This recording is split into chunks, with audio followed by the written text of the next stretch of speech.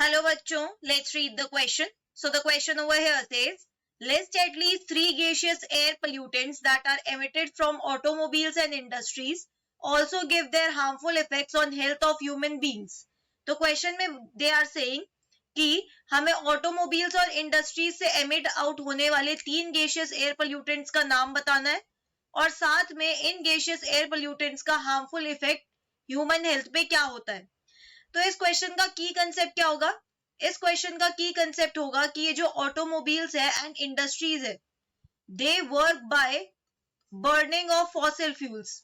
ठीक है, they work by burning of fossil fuels, burning of fossil fuels जैसे कि कोल एंड पेट्रोलियम. तो बेसिकली ये फॉसिल फ्यूल्स की बर्निंग की वजह से ही harmful gaseous air pollutants release out होते हैं. Gaseous air pollutants, right. तो यहाँ पे कौन कौन से gaseous air pollutants release out होते हैं. Oxides of nitrogen,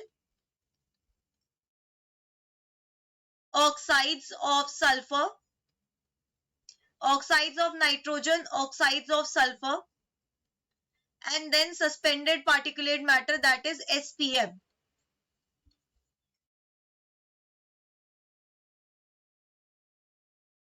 Suspended particulate matter, that is SPM.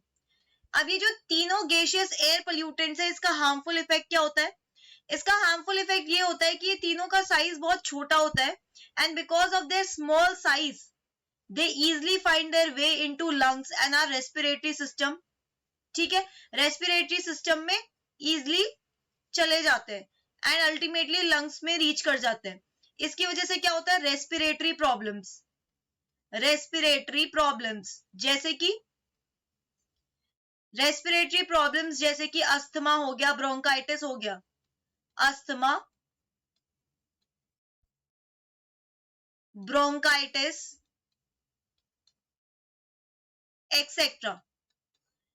And also they are responsible for eye irritation. जैसे कि सल्फर के जो ऑक्साइड्स होते हैं, नाइट्रोजन के जो ऑक्साइड्स है, they are responsible for eye irritation. Eye irritation.